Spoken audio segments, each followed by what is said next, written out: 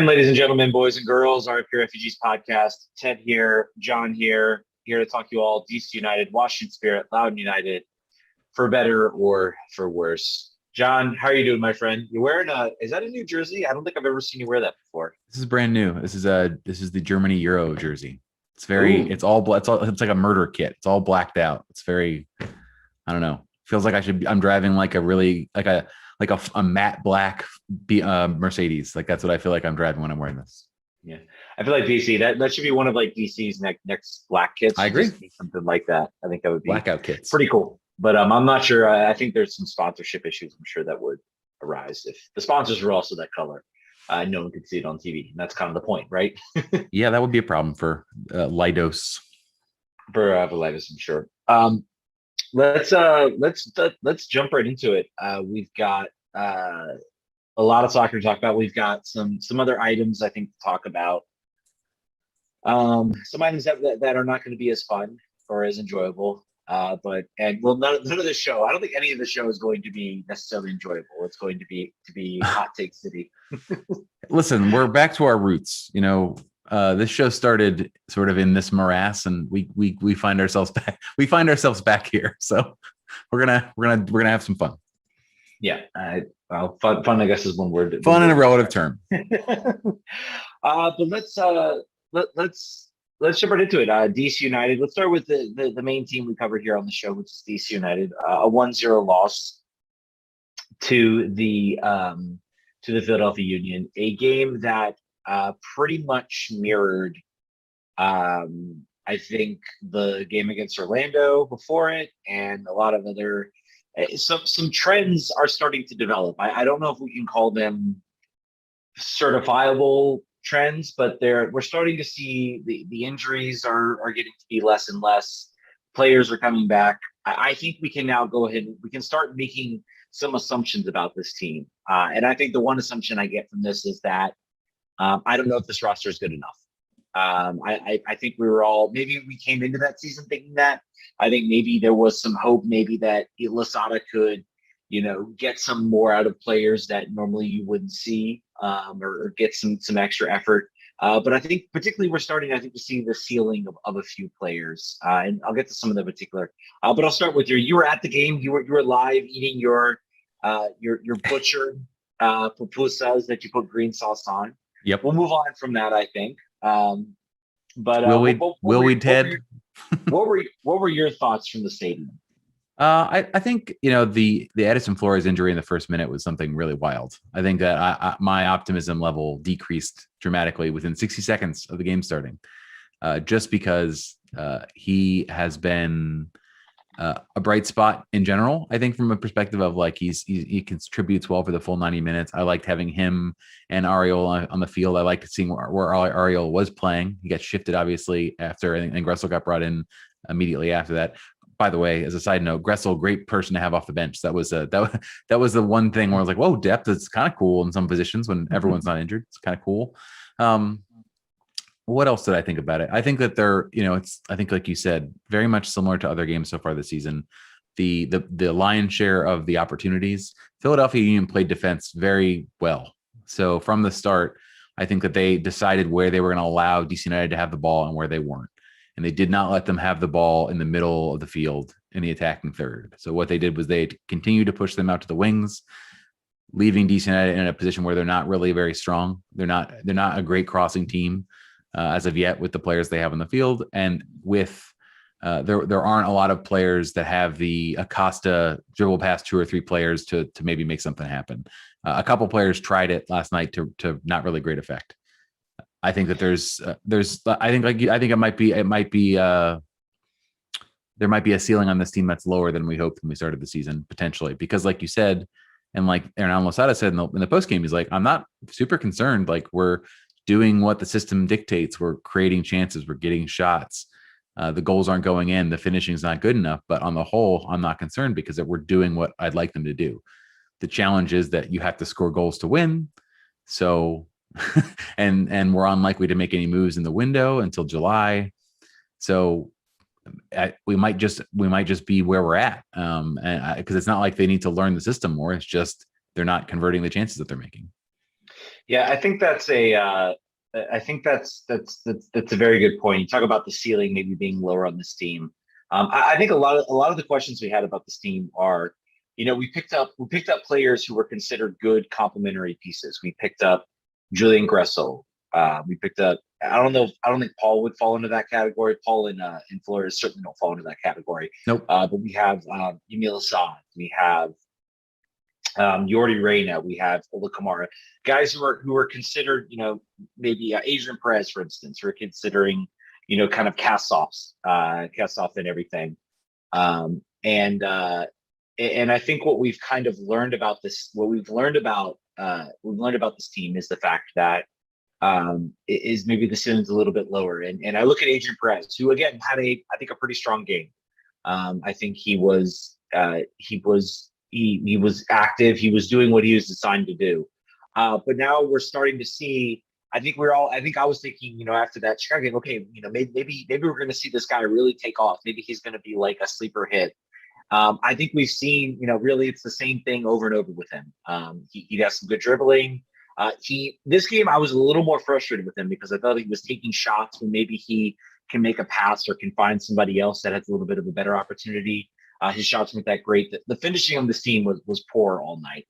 So all the activity, all the putting themselves in the right spots, were certainly sort of overlooked. And so that is disappointing, I guess, in one regard. Sort of how this team looks. There's still players that we haven't got a chance to see. Nigel Roberta, Yordi Reyna, some other guys, but I think the evidence seemed pretty clear from these past two games that the summer window, this team needs to go out and make some signings, and they need to be serious. They need to figure out a way to cast off some of this dead weight, and I don't know they can. They talked about buying out Ola Kamara's contract. It might be time. He came in as a substitute appearance and frankly got an opportunity at the edge at the top of the box and just could not generate enough power on it. And I think it's becoming clear that the pieces this team has may not be enough to really attack for this season. I think maybe it's still maybe good enough to sneak into that playoff spot, but that would be just about it, I think, for this team. Yeah, and there are interesting things developing. Like Adrian, it's funny. Every post-match game wrap-up for DC United says Adrian Perez started his, now it's fourth consecutive match. Before it was third, second, and each time it says he has never done this before in MLS. And each time he just continues to know that Drew Skundrich signed off the street, has started 3 matches in a row.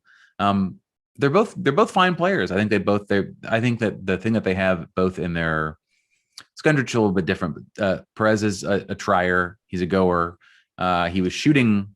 I think he was the one you're referencing that was taking shots he shouldn't take, right? Yeah. Yeah. There was a lot of that, a lot of sort of like either flat footed or back on his heels shooting. But I think that's I don't necessarily blame him. Skundrich is, I think you call them maybe this year's Segura, in that he doesn't put a foot wrong. And coaches like players that they know that aren't going to make mistakes. I don't know how much he's going to contribute to the attack or to the defense. I think he's just basically like a guy that is in the system and doing what's wanted. But I feel like you need right now, particularly with the way the Union were able to play defense, you needed a game breaker. You needed a moment of magic. And arguably that game breaker, it should be Edison Flores. If he went off in the first minute, we'll have to check and see what his hamstring is. Didn't the team have another player go off with like an injury? I couldn't quite remember.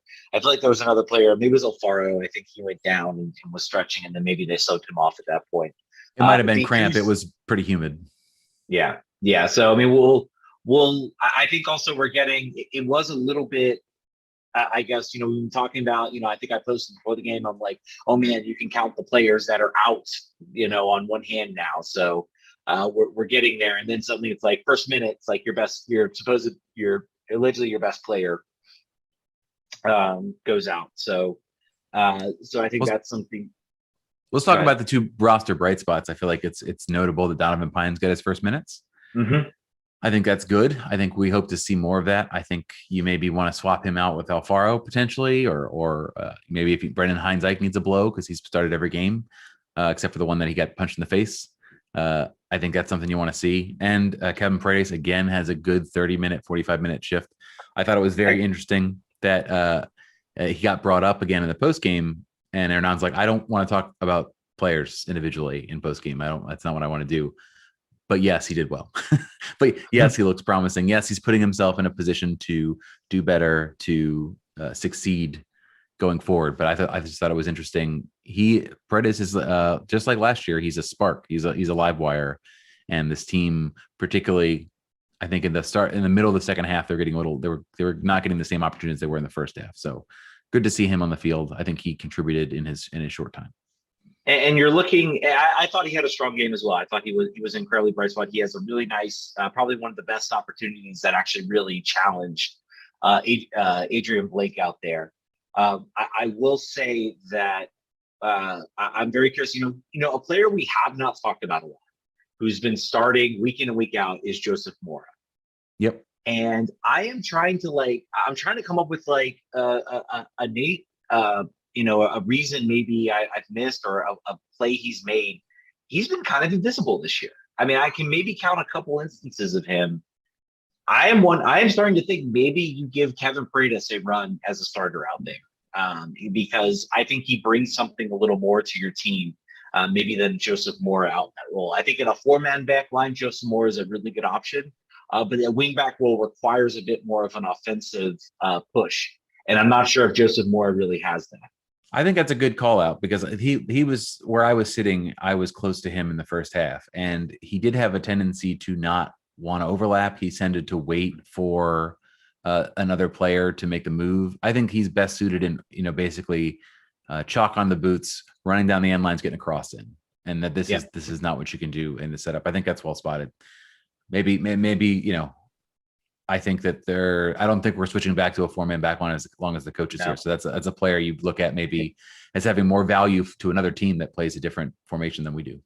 And now you've got Nahar, who seems to be fine slotting in as a center back. And now you've also got, of course, guys like Paul Arriola that can play that role. Julian Gressel have that more of that offensive boot. I'm wondering if maybe Paredes can kind of slide in there and maybe give you some of that two-way ability, because Perez also shows a good defensive ability. I guess other call outs, Russell Canals was back in the game. I can't remember anything really notable he did. Nope. Other than sort of providing that sort of stopper center defense role. Moses Nyman was fine. I think I will say, and let's be honest, this has been an absolutely tough opening set of games for DC. Yep. And DC's schedule was not easy. I'm even going through the schedule and I'm just like, man, I mean, we got Inter Miami coming up next, which I think is a little bit more of a winnable game. I'll be very curious how a sort of full court, full field press will do against a guy like Gonzalo Higuain. So I'm also excited the fact that we've got some time between these games. We got a lot of time between we play Inter Miami twice in a row, but there's 20 days in between them. And I think that's perfect for this team as far as getting lots of training time, getting all of your players back. At that point, there's no excuse for Hamid or Reyna, or, I mean, I think you're getting very close to ready to go at that point. So let's, so basically, if you want to think about this, we're like through the first part of the season, and then we get a break, and then we kind of get to reset. We look down the roster. I think we've got, we've got Montreal, we got Miami again at home. I might be making an appearance for that game. Wait and see about that one, about the first, maybe my first home game of the season. You look down the schedule, you start to get maybe some little bit more of some winnable games. You look at New York Red Bulls, I think comes up in that next frame as well. The reason I can't get a schedule up, I am on my cell phone right now. My internet literally has gone out, so I literally am staring. I'm going off the cell phone towers right now, which is great because it keeps me live. But I look at the technology. we're live podcasting off a cell phone in the year of 2021. The schedule, I'll give it to you since I have internet. Is Miami, Montreal, New York City FC, Toronto, Philly, Chicago. Toronto's had an up and down year. Chicago is obviously beatable. I mean, you look at that. If this team can really get it together, if they can find maybe a little bit of some finishing boots, that's a pretty winnable stretch. Yep. I know TFC is good, but they've been struggling. You look at Mhm. Chicago; they're obviously struggling. I think they picked up like their first win of the season this weekend. Montreal is not nothing perfect, and so I look at that. That looks like a good stretch. And right now, this team is still, they've gotten 2 wins. They've managed to keep themselves kind of afloat in that playoff race. I mean, I think they're at least 1 point out if I remember correctly. So, and they got, I think, a pretty winnable game against Miami. I would not be surprised if they pick up their first road win of the week against Miami, because I think Miami's a pretty flawed team when it comes to how they play. So, and I think it's a good matchup too, as far as the press, as far as a lot of their defenders. I'm not sure are quite there. They're still a team trying to kind of figure it out like we are. And Gonzalo Higuain is a really talented player, but he's also very much out of shape. And I think maybe that press can kind of cause him problems if you have a team that's just constantly going at him and willing to play that physical. I don't think this is a team that can do the types of things that Columbus and Philly can do, which is be able sort of to sit back, hit on the counter, and kind of allow DC to sort of take that pressure because they've got a good enough defense and goalkeeper to sort of stand it up. That doesn't exist in my so. Since you don't have internet, Ted, I'm the transitional host here. Yes. We have a caller who wants to talk about. We have Pat on the line who wants to talk about Paredes, Yao, and Nyman. All right, Pat, go right ahead. Hey guys, thanks for doing the show. Just want to say, I mean, I think that you said it earlier, but maybe we're only shooting for like the last playoff slot or maybe one above that. I think that having been the case, I mean, I've been loving how Paredes and Nyman have looked out there. I don't think Yao's gotten out there yet, but we'll love to see him play more. I mean, I think part of this is like, I think we have to be all in on the project of Coach Losada, and so like I think we get the young guys out there, get them some playing time. Maybe there's some transfer interest, and all of a sudden DCU is like the cool young club where people want to come play. Also, just on your comments on Kamara, totally agree. I think I was on the not the quiet side, but the side opposite the fan section for the game, and there was one point where Ola was throwing up his hands up. Looking for a ball, and the ball was actually right by him, but he was throwing his hands up before the ball was going to play. It was pretty frustrating. So I'll take it off the air. Thanks, guys. Yeah, thank you, Pat. He was anticipating the frustration before the frustration happened, which is it was a reflex. Yeah, I mean, I think obviously I think that look, Hernan wants to win right now. I think even with the players that I even understanding, we understand, and he does too, I'm sure, the limitations the roster has, but also the teams in these games. If the team was losing every game 3-0, 4-0, and they had no chance, then you say, yep, play the kids, burn the boats, whatever, it's fine. But really, I think they're a finisher, they're a clinical finisher away from being top third in the East, and that they just don't have it yet. I would say we're a clinical finisher from being in the conversation. I think you have teams like Columbus, Orlando, and Philly that I think they change their style if they trust DC has a more clinical finisher, or they trust the ability of that. So I'm not going to say we're going to be top third in the East. I think we could be in the middle. I think right now we're a fringe playoff team between 7th, maybe 6th. And basically 8th, 9th, and 10th. I think that's kind of where we are right now. We'll see if, I think we still haven't seen, I'm still curious how a player like Yuri Reyna fits. But I mean, I think the young players are showing that they can still make themselves a part of this game. And you have a coach like Losada who's willing to play them, willing to put them out there. And they're showing very well. And that's something. Except for Griffin Yao. Except for Griffin Yao, I think he's still coming off injury. So there might be still some of that there. But I think you're correct in that. I think we're starting to see that this is what we're starting to see the youth players start to at least bear fruit, where they go out there and it's very clear that they belong in that field, that you can see them playing in that game, and that's really important. If you want to be a successful club in MLS, you need to hit on that, and DC hasn't hit on that in a long time. And also hitting on the DP front as well. So that's sort of part 2 of this. And, I'm still not ready to write off Flores, but I mean, I hope this is not a long-term injury. Let's say that. I think another long-term injury, a couple months could really. I think that'll be it as far as what we've seen from Edison Flores. So, and he is apparently due to go to international duty here. Correct. They're assessing. They're still assessing the hamstring. I don't know if they've come up with a no diagnosis yet. Yeah, diagnosis. Correct. Just a few other things to round this game out before we get to the other stuff. Some notes that Chris Seitz once again does not start. John Kempen once again starts, I think, his third game in a row. Yeah. Yamil Assad on you substitute. Junior Moreno on you substitute. Breon obviously being rested, I think. Yamil not being rested, I think, at this point. He's been rested now for 4 or 5 games. Yeah. There's clearly dissatisfaction. I would say clearly. I'm reading into the tea leaves a little bit, but there is some dissatisfaction there with the coach or with his fitness. One of those two things. And just I think his general play this season. I will pick, if I'm entering this window and I'm looking to make some. Does he have a green card? I can't remember. I believe he does. Yeah, I don't know if he has.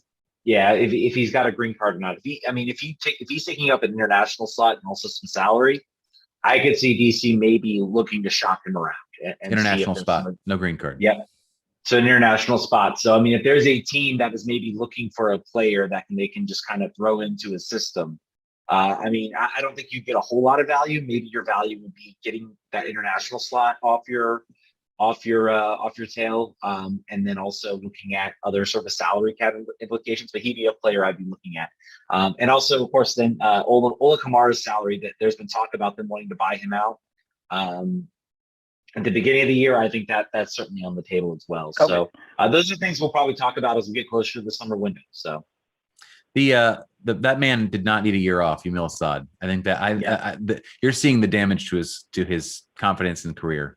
We've got another caller, Todd, who wants to talk about the season so far. Todd, are you on? Yeah. Hey, how you guys doing? Good. How are you? Good. I'm doing well. I've enjoyed the show the past couple of years, and thought I'd finally give you guys a call. And we appreciate it. So, no, I appreciate you guys and enjoy watching it and all the effort you put into it. I'm looking at our schedule, and if you go game by game, the NYFC game, I think was a well-deserved win. Could have gone either way. New England were literally a goalpost away from a 1-1 draw with 2 own goals. San Jose never happened. Columbus, again, 2 own goals, and I think you guys are a little harsh on Briant, because I think Seitz actually pushed the ball out of the goal into Briant, and I can't get out of the way that quick from it. Chicago was a win, but that's a give me. I think Orlando was a fair result.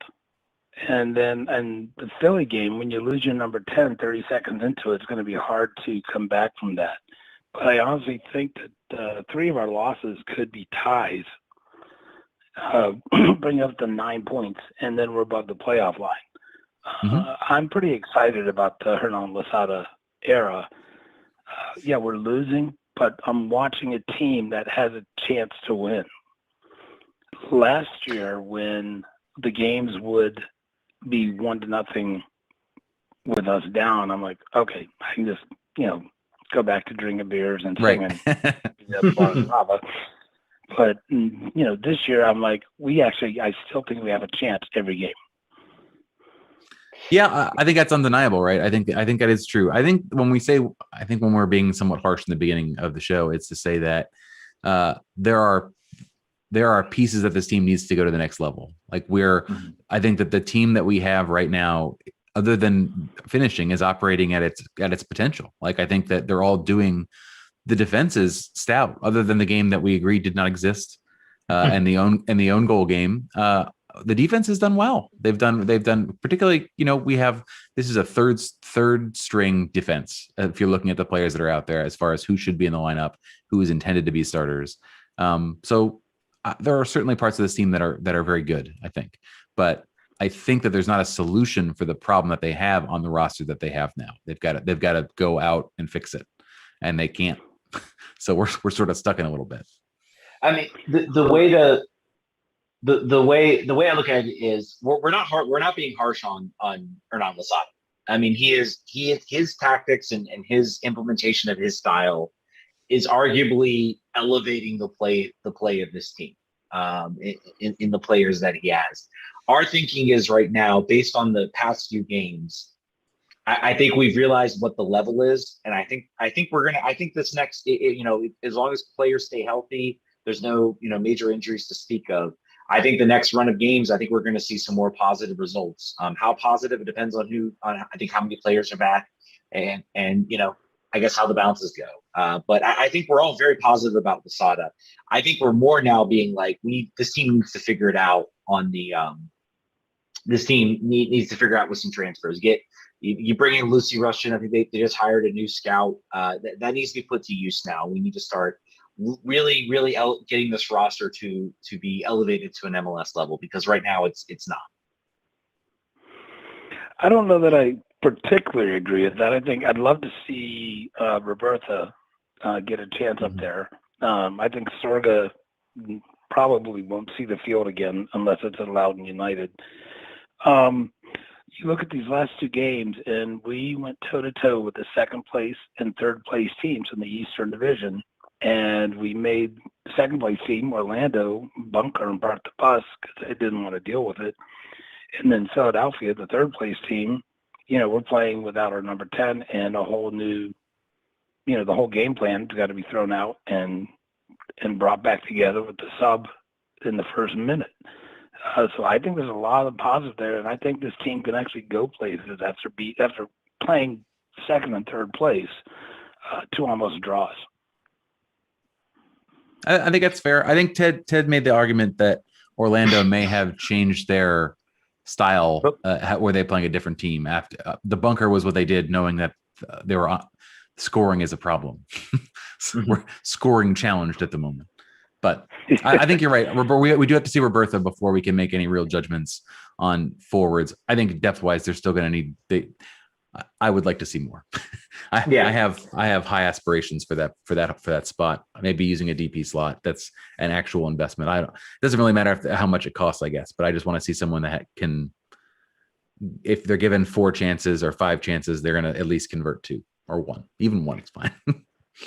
Yeah, absolutely. If we're gonna spend, I'd rather, for a while when we got Rudy, I was like, well, okay, that was a good idea, but then let's get, 3 guys that are 3/4 as good as Rooney instead of getting 1 Rooney. But after watching the Rooney year and a half, I'm more like, no, you need that 1 guy.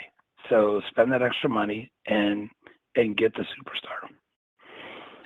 And I agree. think, and I agree, and I think that this team still does have an open designated player spot, and I think that needs to be used this summer to bring in somebody who can fill that. So hopefully we see it. Todd, thanks so much for calling in, man. Yeah, I'll let you guys go, and I appreciate you. Yeah, absolutely. Thank you. Yeah, I mean, I think Todd does bring up a good point. I think we haven't seen enough of Roberta. Jordi Reyna's still out there. There are some players that are still out there.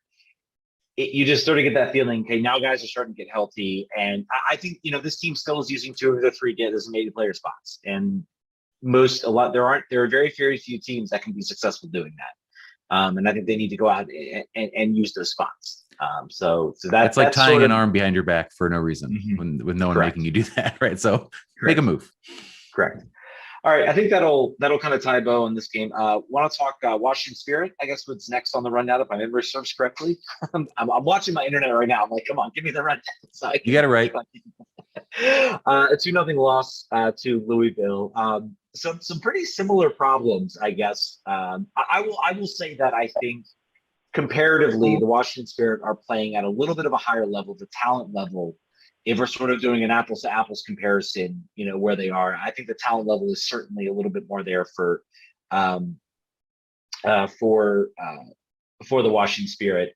They have a player in Trinity Rodman had some strong moments, getting herself in good spots, showing she's a fun and interesting player to watch, because you watch her dribble and you watch her make moves, and it almost looks like she's moving in slow motion. but she just has very, very quick sort of movements and a sort of ability to kind of maneuver around play that's really incredible to watch. And she got herself in a good position. I think had a nice shot, a good save. But I think, you look at the stats and you look at everything else, and the team again, I think they had like expected goals of 2.5 with Louisville having like a 0.5, and then you get a really, really nice, a really fantastic goal. So I think really right now for the Washington Spirit, it's a lot of hard luck and an inability to sort of find the goals and finish. And Richie Burke's talked about how he wants to find a forward, and I think that is right now a very, very good investment for this team, is to find a forward to go out there. So rough game for the Spirit, rough start to the season, but we're only 2 games in, so we are. Angus, if you're still on, we've got a caller who had a chance to talk to Ben Olsen about the performance of DC United lately. So if you're still on, Angus. Yeah, I'm here. Yeah. Can you? Hey, Angus, congrats on your new wall art. Yeah, no, it's pretty cool. Sorry to take everything back a step, because I know you guys have been That's fine. and all. Yeah, I thought the game was there was more to be desired for sure, but and obviously I didn't really badger Ben about what he thought about the team. He's been dealing with it enough in recent. But his one note was, we're lacking the killers. That was his direct quote. We're lacking those killers up top, and I made a remark as to, I don't know if they come from the bench or if they come from the injured reserve, and he goes, "We'll see," in kind of this sarcastic Ben tone that he's always taken. So take from that what you will as to on the bench and on the injured reserve, but that's what I got from him today. Thank you. That was worth the visit, and you also got a very nice little piece of art for your wall. So congrats on that. Congrats on graduating. Yeah, thank you. Yep. All right, Angus. I appreciate it. All right. Take care. Yeah. That's funny. That's a very Ben quote. I think that am I misreading? The implication is neither, right? The implication is it's going to come from somebody else. There aren't killers. Yeah, killers. I think that is the implication. I think what you're seeing Losada do, and I think that's why he's trying out different lineups. He's putting players, as soon as players are getting healthy and they're up to fitness, he's like, all right, here's your start. Show me what you got. I think Losada is trying to assess his roster, also still trying to win games. I don't think he's sitting there not trying to win games, but I think he's trying to get a sense as to what he has, and maybe then you figure that out in the summer, and then you have the window and you can kind of plug where you think some gaps are, and then you're looking at this as a long-term project. This team is not winning MLS Cup. I mean, as much as it would be cool, and as much as, I mean, to make the playoffs, anything can happen. Probably not going to happen. I will say with a 95% confidence that it will not happen. I think even that's being generous. It's like, I think right now what's happening, Ben Olsen is selling quotes for a minimum of $500 for prints and a couple $1,000 for originals. So that's how we get Ben Olsen interviews now. Back to the Spirit real quick. I didn't have a chance to watch the game on Friday or catch up, that I had a busy weekend, but I will, I'm back on the Spirit beat this week. I would be at Segra Field on Wednesday. However, the Spirit are also not going to be there. The Spirit, this game that was supposed to be the home opener for the Spirit at Segra Field has been moved to Houston with very little notice. NWSL, the commissioner for NWSL said this stadium is still not meeting the bare minimum essentials of an NWSL player. So you gotta go. The Spirit owner, Steve Baldwin, asked DC United, could they have Audi Field? It was an open date. They said no. So the only option was to move the game to Houston. So they're losing a game's worth of revenue, and they're losing home field advantage for a team that just lost on the road and has played played 2 games on the road in a row, down in Orlando and then last week here. So it's not great. There's a couple things that aren't great about it. The Audi Field situation was interesting. There's a weird outside gym like Sweat DC or something that does workouts on the field at that time at 6:30. So I don't know if that was why. There was other speculation that the problem was they could not get the workers aligned fast enough with a 4-day notice. I don't know what the right answer is there. It's unfortunate that as a co-tenant, or at least a a tenant of Audi Field, that another option could not be arranged. But it's also ridiculous that Segra Field's not ready yet. It is a long time. And they're going to say, oh, it's because of COVID. I'm sorry, that's no longer an excuse. Group construction projects have had months and months to continue. It should have been a top priority to get that park done, to have Segra Field ready. You want this partnership to go well. If I'm the Spirit, I'm furious. I'm angry, and I'm maybe starting to look at some other options. I'm not sure I want to. What else they got? Where could they go? I mean, I don't know. Maybe look to something. Maybe look to a college. Maybe look to some sort of field out there. University of Maryland Stadium. I don't know. I know there's not a lot of great options. What options they have? So if I remember correctly, wasn't there like they said, okay, we can figure it out, but we need more commitments to Segra Field? Was that maybe like losing an Audi Field date, and they were like, no, we don't want to do that? I thought there was something about that too. I have not heard that. I think I feel for them. They're in a no-win situation here. They're not going to go back to the Plex. Their whole future marketing strategy is based on being in the DC, Northern Virginia region, so they can't go anywhere else. It's just insane to me. If the excuse is COVID, and that's why there's a delay, okay, fine. But they're not building Audi level field amenities. You're just looking to build indoor restrooms and showers and water for the turf.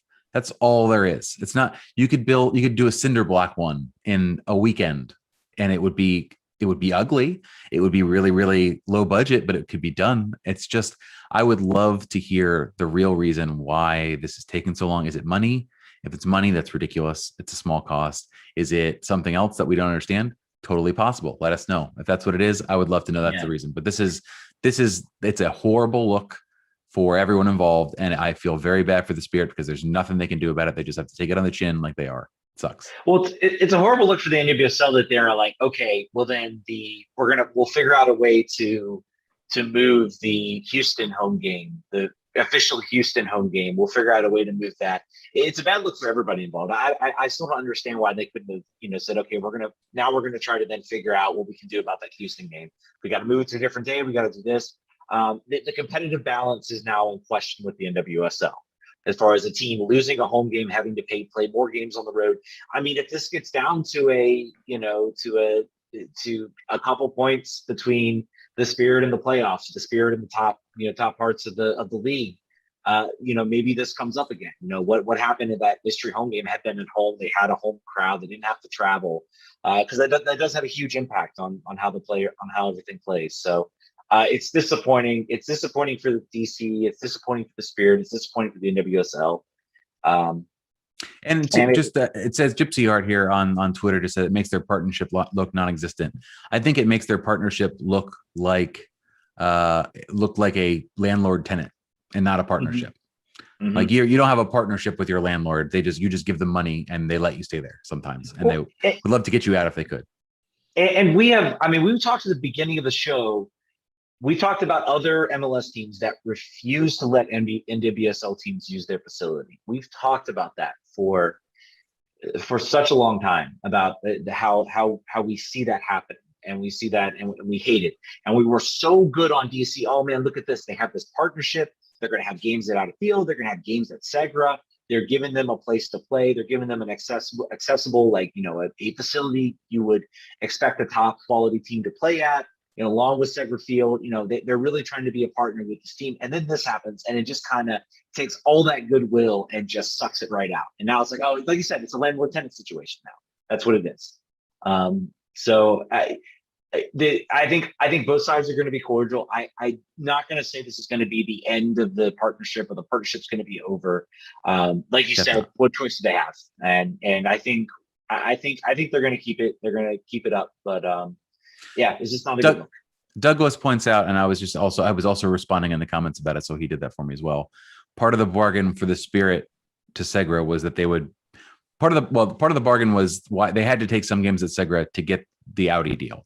That was a part of it. It was basically like, you want to be an Audi tenant for more than 3 games? Okay, it'll cost you this, and you also have to play half your games in Segra instead of because I don't think Loudoun was really part of their. They'd prefer to be an Audi if they could afford it every game. That's what they'd want. They don't really want to be out in Loudoun, but the bargain was that DC United would have that ready for them, and they didn't. So they've fallen here.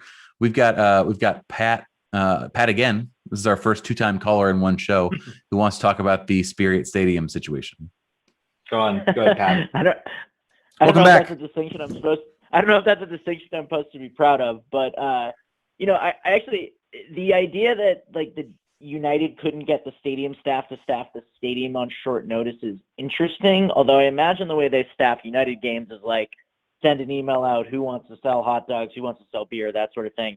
So that doesn't really hold a lot of water for me. But like to your point about Segra Field taking forever, like isn't there some amount of like the Spirit leadership should have been tracking this and like maybe reaching out to like local colleges? I mean, there's no shortage of soccer stadiums who can hold a professional soccer game in the DC area. And I mean, like, I get that it has to be moved to Houston and that totally sucks. But should the Spirit leadership have been more on top of the lack of progress at Segra Field and then, locally embarrass United? Because I agree. I think it's an outrage that they're not letting the Spirit use the field, but the fact that the only other option we have is to go to Houston seems silly too. And again, I'll take it off the air. Thanks, guys. Thanks again, Pat. I'm not sure that they weren't, right. I don't think we have information on whether or not they were they were looking for auxiliary options. I'm sure that they would have rather been able to sell some tickets to some place rather than sell no tickets and have the game be in Houston. But I don't know. And I mean, there also are there's TV considerations. This game is going to be on Paramount Plus. They need to make sure it's an area that can support the cameras and everything, and having that out there. There's a lot of considerations in, hey, here's a place to play a game. There's a lot of other considerations like that. So I think it's maybe a little bit more complicated, as far as getting staffing, all that stuff. I mean, I'm sure it's a lot more complicated than we think. It doesn't detract from the fact that the stadium should be ready by now. They've had plenty of time. It should have been. I look at the progress of the training facility that's out there. That seems like it's at the very least built. And I'm like, okay, so maybe they could have had Segra ready, and maybe they delay the stadium a little bit, but the training facility. But clearly, the training facility is the top priority. So that probably got more resources to get that up and running, because that's where DC is going to train. So they want to get that ready. So right. Although I will make my one snotty comment about it looks very much like the shed you buy at Home Depot. Like it's like a corrugated metal shell that's been painted the right colors. I thought I was disappointed, and then I saw it, and then I was disappointed, and then I looked at the renderings. My friend showed me the renderings from like 2 years ago, and they didn't change it. Like in my mind, I think training facility. I think of the one that Arthur Blank built for Atlanta United, which looks like the Taj Mahal. So I was like, oh, I bet it's going to look really nice. And it looks like the Sunday special for $12.99 at Home Depot. But inside it might be nice. Yeah, and inside I think that's the most important part of the facilities. I think we all get those in our head. We see the beautiful training facilities out in New England, the one out in LA, all that stuff. And I think we all get this pie in the sky idea of what it's going to be. If it works, if it has good amenities inside and the outside doesn't look pretty, then I don't really care. And who's to say they don't look to expand on it? Who's to say down the road they don't look to like add some new things? I think that's pretty unlikely, but it's certainly don't bet the house on it. The land exists out there to sort of expand it, to grow it. So it's certainly possible. But yeah, just to close this out, Mark on YouTube I think agrees with what you were saying that I did not see earlier. That Goff reported that DC United offered Audi to the Spirit, but the Spirit turned the offer down due to conditions that DC United placed on the offer. So, yeah, I wonder if that offer will become public. I wonder if Pablo can shake it loose from somebody. But I'm wondering if it was onerous rent or if it changed conditions for the rest of their deal. Yeah, it could have been something like that. I think it could have been a case of, okay, now you have. I think it was implied a further commitment to Segra. So it might have been an extension. It might have been removing a couple games from Segra, from Audi into Segra. It might have been something like that. That's like the landlord saying, "Sure, your toilet doesn't work, but how would you like to sign a 3-year lease?" I promise I'll fix it. Either way, it's Yeah. a bummer. I looked forward to going on Wednesday night to Segareth and seeing the game. Instead, I will be watching it like all of the rest of you jamokes on Paramount Plus, hopefully. Yeah. But I think we'll leave that there. We've got a bit more to cover here for the rest of the show. We do. Oh my goodness! I was looking at the clock. We got 45 minutes. We haven't even gotten to like the main You can say the main event. That's fine. That's accurate. The main event. I think other than the stuff was on the field. So, John, you kind of started out. You had the internet. I don't want to butcher any names. I did have the internet. Yes. So, so if somehow you did not look at the hashtag DCU on Twitter for the last 48 hours, let me bring you up to speed as far as I understand it. So fellow podcaster Sam from Tried and True was at the game, and the supporters section. She's a member of the Screaming Eagles, I believe. There was they were towards the front. There was a chant going on that requires some sort of physical coordination. The front, they have to crouch basically. Yeah, I know the chant that we're talking about. I've done it at the game. It's basically everybody kind of gets low and and then they're supposed to like get really quiet and then they kind of get louder and like rise up. I personally say I think it's a pretty cool chant. It was something different, I guess, when I came to a game. I was like, oh, this is kind of cool. But again, I digress. That's the chant. That's the physical coordination part of it. Yes. Neither here nor there. So that part happened, and she did not want to do that. She doesn't like that chant. Whatever. She didn't want to do it. She got yelled at.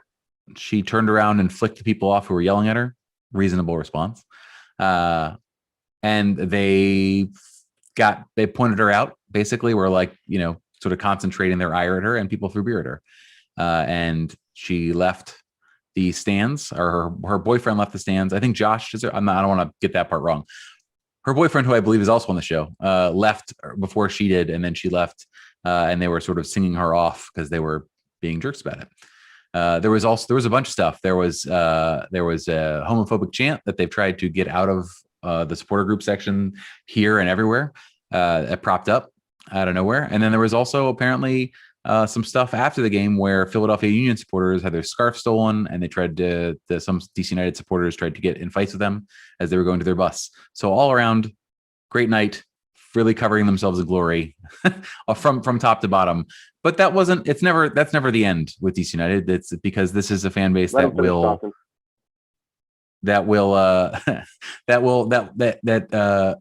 is going to talk about how they feel about it. And I think there's a lot of people that have shared their opinion on how this is an endemic problem, how this is something that has been going on for years and has caused people to leave, has caused leaders from all different groups to leave. Very notable names and faces that you used to be seeing at RFK, you don't see anymore for a bunch of reasons.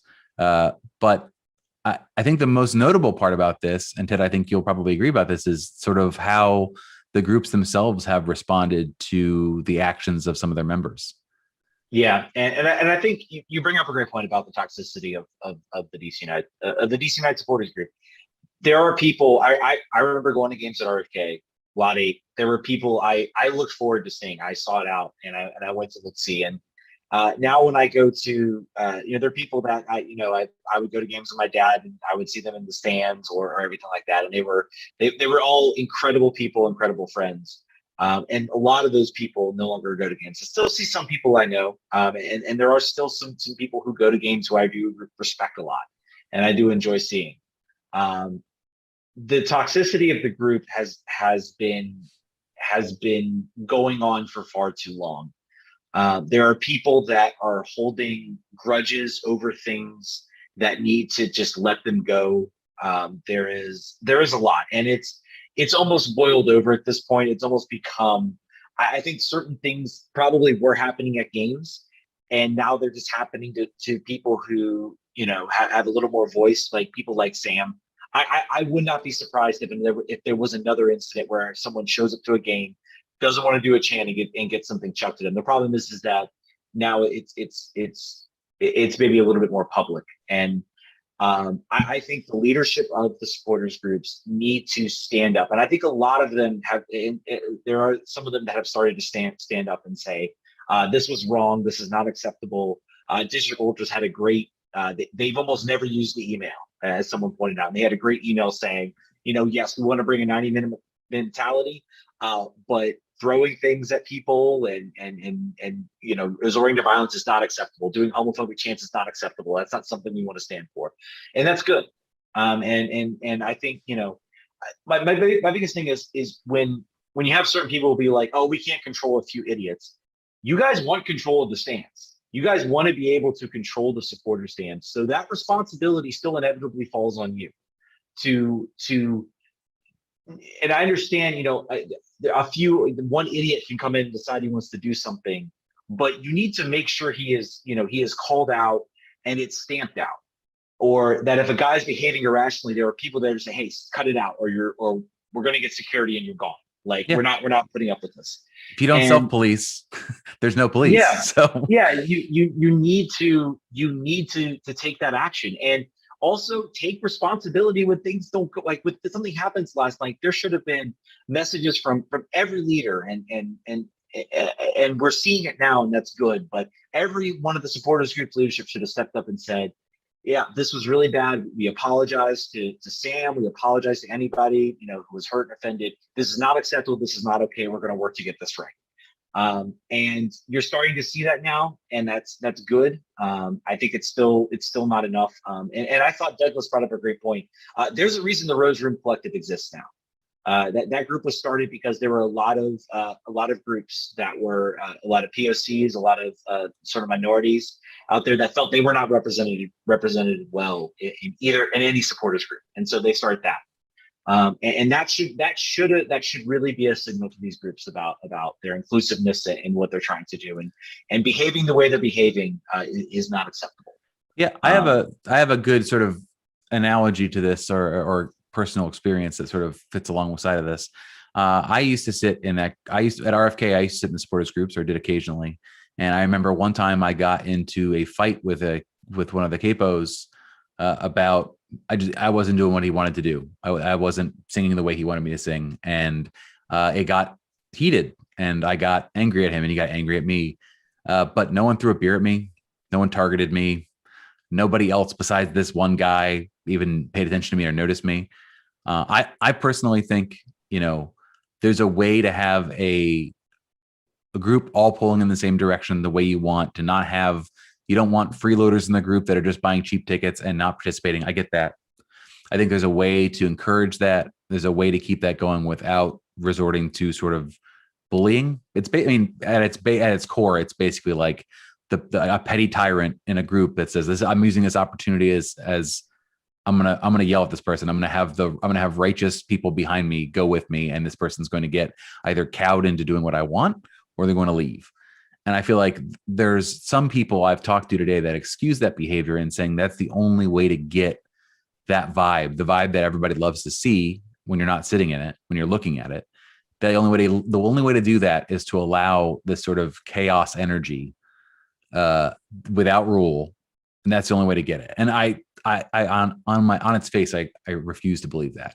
There's no way that you're saying that there's all other supporter groups, there's no good ones. All of them treat everybody else like this. And the other thing is that if that's the case, if there's a group that represents the team, the fans, and there are people that repeatedly do not feel safe, feel targeted, feel picked on, feel unsafe in any way, and the trade-off is, well, if you don't do that, then they won't go crazy on TV and they won't bring the vibe that you want to the stadium, then forget it. We don't need it. If that's the trade-off, if the trade-off is some people, if there's a no-go zone for certain people in your stadium with your own fans, forget it. Not worth it. The gatekeeping is incredibly bad in some cases, and this idea of being a proper supporter and this is how you should do it. And my response is, if you may have somebody who shows up to a game, first time show up to the game, they buy that cheap ticket and they go to the supporters section. And when it's a fun experience, I in the RFK days, I had people who I brought to games and they had a blast, and no one was yelling. They were maybe they didn't know the chants because they just showed up, and so yelling at them over not knowing a chant or not knowing how to do a chant, like, encourage them, get people to sit by them and do the chant, and then they pick it up. And if you make it a positive, good experience, more people will come in. And yeah, you won't have 100% of people willing to do that for 90 minutes, but you still create a better atmosphere. We had all of that at RFK, and there wasn't this type of toxicity that's kind of developed since they moved to Audi Field. And it's something that I think a lot of the good people that just kind of left who would encourage that, who would sort of, prevent that from developing.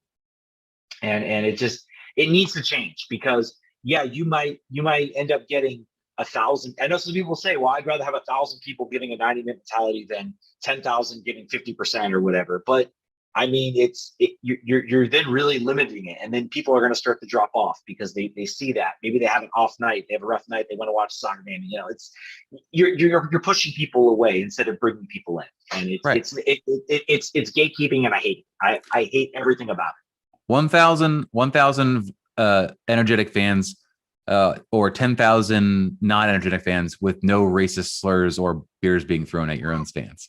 That's the who could choose. It's so hard. I can't decide which we would do. We've got Rich on the phone. He's been patient. He wants to chime in about the. Sorry, go Rich. Yeah. Hey guys, how you doing? All right, Good. Rich, what do you think? So was that you guys yelling at me on the way to the stadium the other day? Somebody was yelling. It was not. At me. It wasn't us. Okay, so at any rate, I went to the first MLS championship the first year, and I got season tickets the second year, and I had them for many years. And I did end up in the supporter section once by accident, and I got spit on. And to say that this toxicity didn't exist at RFK is insane, because it did. And maybe they could control it a little bit, and maybe it's a little more out of control, but that has always existed. And, I'm okay with it. If, you want to be a little bit rowdy in your section, beers go up and land on people, you're putting yourself in for that if you sit in that section, in my opinion, and you just got to worry, that's the way it is. But I think it crosses the line for me when they're throwing shit on the field at players. And that was where it really crossed the line. I was at that game, and somebody from my section, I couldn't sit in my normal section. I was in like 129 or 130. And somebody from right behind me was the one who almost hit the player with the can of beer, And, I understand DC is a little bit hesitant to piss off the Barra Brava, but in the end, you do have to do something to control them. And I think they need to go back to no cans of beer. Maybe put them in a cage, just put a cage around the supporter section, so they can't throw shit on the field. Maybe, I don't know, a warning if you go sit in there. But, and the chant, and Ted, you said it's one or two guys. No. When there's 50 or 100 people chanting this Puda chant and stuff like that, that's not one guy. If it's one guy, it's the guy who's leading them that's saying that. You know what I mean? So you can't say it's just a couple bad apples. They get going. And I think that's one reason the Screaming Eagles have decided to move over to the side and not really be in that supporter section, Does that make sense? Go ahead, Ted. Yeah, sure. Well, go ahead, Ted. Let me clarify. I understand the chant is not just one or two people. Those things do need to be stamped out. I was speaking more generally. The argument people are going to make is the argument that the other people who maybe think that culture is right. Well, it's like, well, how can we be responsible for one or two people doing dumb things? And you correctly point out it's not just that. It's several people. It's all those things. And I agree with you 100%. And I'm certainly not disagreeing with you. But what I was more getting at is sort of the lack of effort or the lack of the ability of the supporters groups to take or at least some supporters groups to take responsibility for what happens, regardless of how many people are doing it. You need to take responsibility if those are your sections, and you need to come up with a way to effectively self-police and to limit those incidents. I'm sorry you dealt with that incident in the supporters group where somebody spit at you. That's horrible and certainly irresponsible. Them's fighting actions right there. That's that's tough.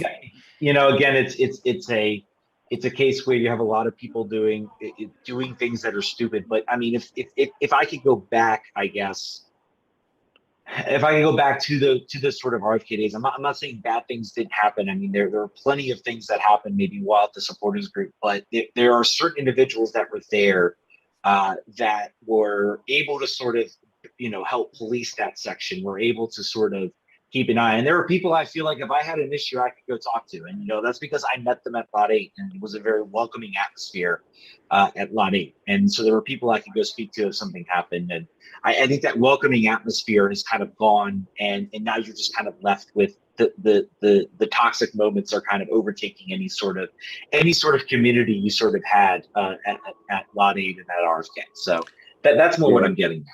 Hey, that's a great point. I want to sort of reiterate that. I think that there is a good possibility that leaders, the new leaders or old leaders that were there, don't feel like they have the same grasp on who their membership is, because they all don't get together every weekend in the same place. They all don't sit and have beer together and eat and talk before the game because of the way that Audi Field is set up. Those places don't really exist. There are places for tailgates, but it's not the same.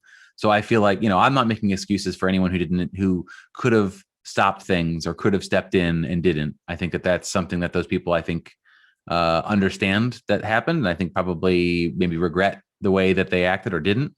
But I feel like it's a very different vibe in that area because of the change of that element. You don't feel as in control. Leaders are leaders because they take the money and manage the tickets and do the emails and arrange for places, but it doesn't feel the same. I'm not in it. So that's a read from the outside. But I think that there are, iterated here in the comments here that's not the entire problem. This is just the latest incarnation of the rooted problems, and they're going to have to be addressed, and leadership has to do that. Yeah, and I think that's the point is they need to figure it out. I mean, okay, you don't have the ability to really, well, you have to come up with something, and you have to get together. I think maybe that speaks to the point. Maybe they're just trying to continually behave like they're at RFK and they're just bloody, nothing's changed, and we're going to do the exact same things. And maybe those exact same things don't work with the setup. Maybe you need to have a little more organized sort of. You don't have the ability to have a meeting place where you can kind of meet people.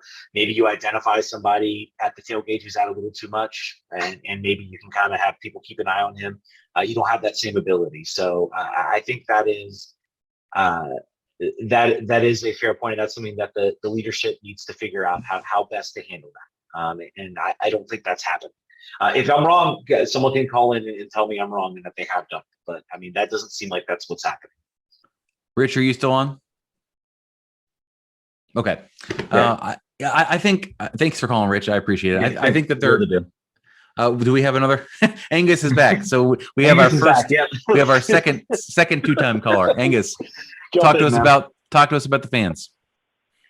Hey, yeah, I'm back. And this time it's not with a cool, witty Ben Olsen quote, I guess, right? It's been a pretty tough for anyone who's ever kind of stood in the Chico stand, in my opinion, right? Especially those who value the camaraderie that comes from being a supporter in the supporter section. And it sucks because, I've been going to Audi Field since it opened. That's really when I started following the team, right?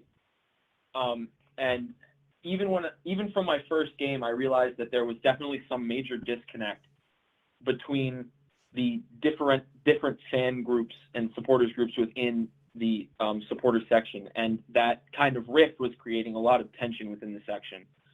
And my immediate group isn't shy of these incidents happening to them either. My girlfriend, in her first game ever in the supporter section, was getting these drunk fans behind us were getting incredibly rowdy because they were incredibly drunk, and elbowed her in the shoulder and neck. And when she told them to stop, they yelled at her and were and called her a bitch because she should have expected this atmosphere when she came into the section, and that's not cool, and that's not the atmosphere you come into the section. And so seeing this come up again, and I kind of threw that since it happened, because this happened back in 2018. Since that happened, I kind of forgot about that up until recently when this whole thing kind of hit the fan, because I excused it as drunken people do drunken stupid things, and that's all it was. But when there seems to be an incredible amount of systemic issues within the groups, you got to start looking at where we can fix it. And I think what James Lambert said today about in his long, and if you haven't read it, please go over and read it, Twitter thread. He said that there does need to be some sort of higher up change within the groups, whether that be the creation of a larger coalition that looks over the supporters groups and whatnot. But that's definitely something that supporters should ask for if you can, because it's the best way to provide a united front to talk about everything that's happening within our supporters section, within our supporters groups. And, I hate to say this because it's going to sound really cliche, but for a team that is all about being united, we sure as hell aren't right now as a fan base. Yep. I think that's right. That's right. That's absolutely right. And I think I think that's something that's been iterated. There has to be a change. There has to be some changes at the top, whether it's new people coming in or people who have long held, things are fine, we're moving on. We dealt with one issue. Well, you got to deal with it. It's systemic. It's not just one issue. It's a systemic issue that needs to be fixed. And I hope the attention that this has gotten. I think what this has done. I think the most important thing this has maybe done is that it has people who. There were people on Twitter and Facebook and people I had seen at games who kind of just dropped off. And I wondered what happened to them. Oh, what happened to this person? He used to come out to games. Oh, what happened to this person?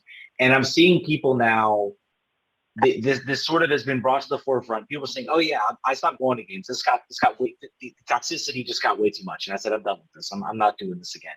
Prices are going up. It's becoming too expensive. That's a part of it, too, is, tickets get more expensive. I think there were some people that happened, but this isn't helping the situation. This is making it now the tickets are even expensive, and I don't even really want to participate that much. And there are people now who have been long-term fans who are like, this might be it for me. I don't know if I really want to come back to this. So I think certain groups are realizing the larger issue. I think certain other groups maybe need to realize that as well. So now, COVID aside, they need to start realizing that once those restrictions go away, it wasn't like they were selling out every game. There's a problem, right? There's a reason. Why would you not want to be in what is clearly, except for the bad times, the best atmosphere to be in a sporting thing in all of DC? There must be a reason. What could it be? How could we fix it? Like, why would that not be the number one priority for all leaders involved there? If you're concerned about membership, you're concerned about ticket sales, you're concerned about the experience that you provide, you got to be looking at your own product and saying, why would we not have every seat filled? Because this is the place to be.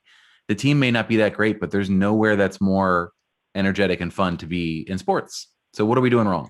So I think that's, problem 1, 2, and 3 right there. That's something that, leadership, just from a business standpoint, should have been looking at that. Just like, there's so many times when you look at like businesses that do reputation management and stuff, you're like, they don't like why there's brands on Twitter. They don't really care, but they're trying to figure out how can we fix the problem so that we can sell more of our widgets? And in this case, the widgets are butts and seats and tickets sold. So they've got to make it, they need to make it better for everybody. And if they won't, then new leaders have to come in and do it. It just makes sense. Yeah. And the team has a vested interest in doing that for the same reason. The team doesn't want this to be the narrative that circulates around the team. They're trying to win games. They've got a new coach. They've got a new style. They're trying to get exciting. They don't want to have this come up again. And it behooves them more to get involved. They, like I think other callers have said, they are forever loath to wade in because they don't want to be seen as being heavy-handed and imposing their will. This is the time to do it. Like you have to take control of your own team's environment and the safety of your fans, the experience, so that anyone could come in and be safe and be happy. And you have to look at it too. I mean, I know you talked a little bit about, I've bought tickets at other places, and the prices can be racked up. The cheapest option is the supporter section. So that's your entry point. Someone spending $35-$40 on a ticket versus $50-$60 in some of the other sections of the stadium. That's your entry point. And so those are going to be people maybe who, hey, they want to check this out. I've got, a free Saturday. I've been watching the Premier League. I've been doing this, or I watch soccer maybe slightly. Maybe I keep up during the World Cup. Hey, I want to go see, a game. And you go out and if you're a new fan, you're someone who's never been exposed to this, and you have people yelling, a homophobic chant, and then you also have people someone not participating, and then they get beer chucked at them, they get things thrown at them, you're not going to want to come back, and that loses a potential person who might be acceptable to it. And I want the supporters groups to see that you can take somebody who maybe is, if you handle it the right way and you do it the right way, maybe they're not participating in every chant, but they can grow into that person who can be that fan who's going to show up, and suddenly maybe they find a friend they like, someone they can talk to, and maybe they, I've gained friendships from going to DC games. I've met people that have become sort of long-term friends at these games. It's still possible under this new thing, and I think that's what needs to sort of come back, is that sort of community and atmosphere, because that's what brought a lot of us in. So tell me why this is a bad idea. Maybe it's a bad idea, but I want to know why. So the part of the narrative that we're hearing about what happened on Sunday night was that old leadership from one of the groups was one of the people involved in sort of pointing Sam out and sort of egging on supporters to get her to change her behavior in some way. However, they decided to do that. So there's capos, there's people that are leading the chants and leadership. That's part of what's going on. What if there is another person in charge of leadership that's job is that maybe like sort of like a supporters group ombudsman who is looking for situations like that to go intervene, or not even necessarily. So say that there's people that aren't singing. Maybe they just bought a ticket. Maybe they don't understand that they're supposed to be singing. Maybe they don't understand that there are certain elements of sitting here that you're encouraged strongly to do. And that person goes and talks to those people and says, here's what's going on. I know that when it happened to me before and I got in trouble, so to speak, I got yelled at, there wasn't a situation like, hey man, this is how things are in this section. Really would, this is what we're doing. We'd like you to be a part of it. If you don't want to do that, there's other places you can go. And that's fine. I have no problem with being told, like, if you don't want to do this, then you can sit somewhere else or go to the very top and get out of this section. That's fine. It's a standing room. You can go there. So to the edges, there's a lot of different areas out on that stage. Yeah. So why not, like, if you're looking for quick solutions and you're looking at ways to make sure that no one feels targeted, like maybe that's something to do. Now, if there are groups that are so problematic and leadership is not seeing a problem at all, which is seeming to be some of the problem, maybe that's not a solution for all the groups. But I'm just trying to think about, other than abolishing the groups and getting rid of all the leaders by fiat, which is going to be a challenge. Like what can we do now to make it so that people do not feel like they have nowhere to go? Like Sam got beer thrown on her and yelled at her. And what happened is she basically got ushered out of the section and like sang off. Like that's there. No one stepped up for her. No one was like, guys, chill out. No one was like, this is wrong. No one was like, shut the F up. Nothing. So maybe if someone has that duty and responsibility, maybe there's something there. I don't know. Chat, tell me why I know it's naive for sure, but tell me why that wouldn't work. I mean, I think it could be a start. I don't know what the best solution is. I'm not there day to day. I've been to the games a few times. I think that's a good idea, and I think it's something that could be discussed. But I mean, I think ultimately, you need to come up with something. And I think a large part. I think there could have been people in the supporters group who could have done that. But now a lot of those people have been kind of pushed out, or they just said, you know what, I'm done with this, I'm quitting. And I'm not sure. I think the biggest problem is there's a lot of those people are now gone. And so, I mean, I think it could be a great solution. And it's something that I think that they need to support. They need to, something they could explore. I think something needs to be done and something needs to be said. And if a group doesn't think that this is overblown, it's not. And I don't know. It's not going away. So if their plan is to duck this out and wait it out, miscalculation. I think their thinking is, well, we're going to go a few games and maybe it won't happen. But I I think we're only getting an escalation now. We do have, I guess, a break between our next home game. So actually that's a lot of time to figure it out. The next home game is not until almost the end of June. So they have almost a full month to try to figure this out. So now's the time if you're going to do it. So, and I think we talked about this last year, and I don't know, I don't remember that we agreed about this feels to me very different than the people who are upset about getting beer showers from goals. Yeah. This feels substantially more. And I remember 100%. at the time, there were still people like, this is a family atmosphere, and I don't want to get beer thrown on me, and why would we even have to throw beer? And at the time, people were like, yeah, they have the right. They shouldn't throw the beer. This is like an entirely different and much more serious thing in my mind. Would you agree? It is. Yeah, 100%. 100%. I mean, that's in a celebration over a goal versus throwing at somebody. There's a direction at, not just throwing it in the air for, it's terrible. And yeah, it's very different than what we talked about. And it's not saying, that, and I think we want to be careful too, because I think, some people are saying you just want a, a sterile atmosphere or nothing. No, it's not what we want at all. We think there's a better way to do it because it happened. It was happening at RFK. There was very much a communal atmosphere that was welcoming and accepting. And yes, as Rich pointed out, there were still incidents, but the overall vibe and feel was very, very different in the earlier days, and especially at RFK. And there have been sort of attempts to kind of rectify things. And I think now is the time to really revisit it again. Because at this point, the team isn't bringing much in. I'm sure we're all hardcore fans. We're seeing the progress. Normal fans looking like, man, 2 wins, 4 losses, 1-0 loss. Oh man, this team isn't good. This team, and you're seeing it too in the Facebook comments. Oh, this team is bad. Oh, giving up goals. I mean, it's already happening. I mean, we can sit here and say, but look at all this possession, all these chances. Trust me, no one else. The casuals are not really paying attention. So I feel like what we should do. I feel like we should.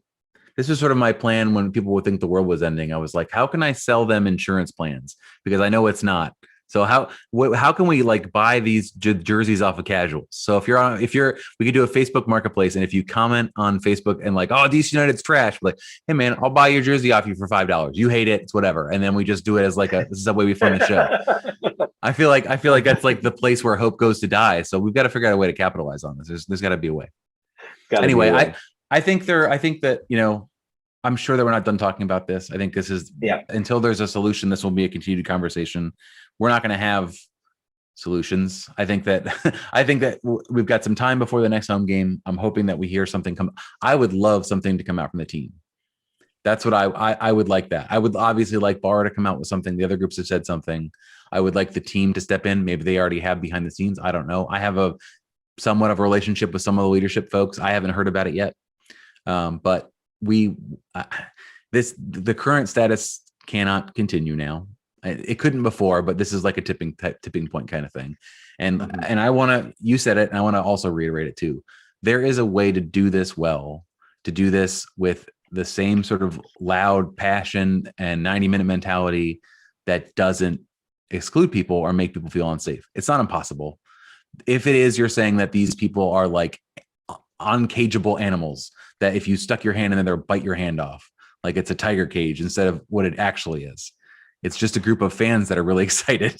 It's not the zoo. It's not those things. So as much as it's built up to be something where it's just like, it's the jungle, there's anything could happen. It's not. So we've got to be realistic about that. And we have to have expectations for the people in there that they can hear what's wrong, they can learn and change, and they can still do what they want to do and enjoy supporting the team the way they want to. There's enough people there who get it.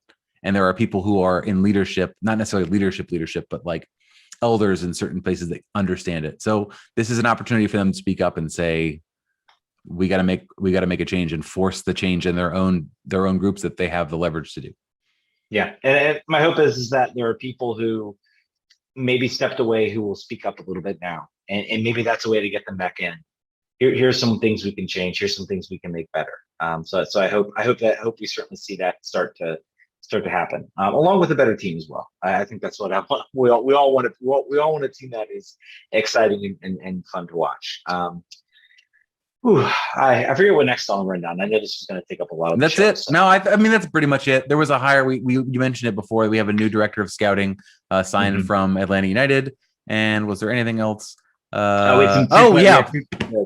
You were talking about how you wanted to go off on the team on this show. You got to get this in at least. I changed my mind. So Gab, I don't want to say his last name wrong, but the guy who was sort of leading the sports training department, which considering we just now finally have a full complement of 18 players due to work, I imagine getting these players fit seems weird timing. One of the guys, Ben Rise, has already joined Georgetown. I don't know if he left of his own accord. This is what happens when you get sort of personnel news from Pablo. Like it's not fully formed on like what the narrative around it was. When it got released, it very much seemed like the team cut those people due to money reasons. We don't know. I was originally going to jump down there. I was like, I cannot imagine a more penny wise, pound foolish move than getting rid of your head trainer as all of your players are literally taped together with like baling wire. So I don't know that that's true, but coincidentally on the same day, it was Goff broke the news about the new director of scouting.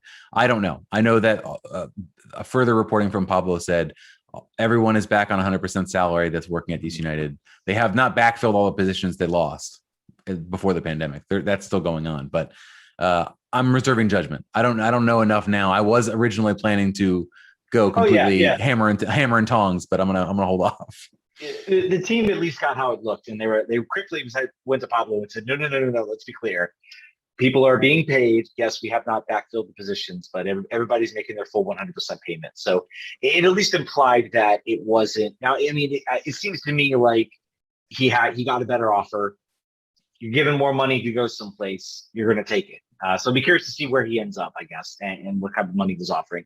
And again, they seem to maybe say like, oh, we need to get ahead of this. Let's drop a new story that we hired a new scout. And I think that I think there was sort of a boiling a surface of, dear God, what is this team doing? To okay, well, they're still trying to right the ship, and I still see that effort to sort of right the ship in some of these hires. So that's certainly good news. I like that we're taking away people from Atlanta not named Carlos Bocanegra.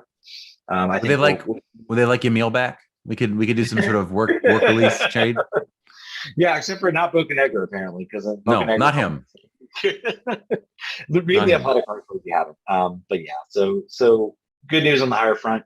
We got a game next week against Miami. We'll of course have at least a couple players missing for international duty. Maybe definitely not Anderson Flores. Either he'll be injured or he will be unable to, or he'll be with the Peru national team. So one of those two. But hopefully, I think it's a winnable game, and we'll work on getting a guest for the Thursday show. But I think that's going to do it.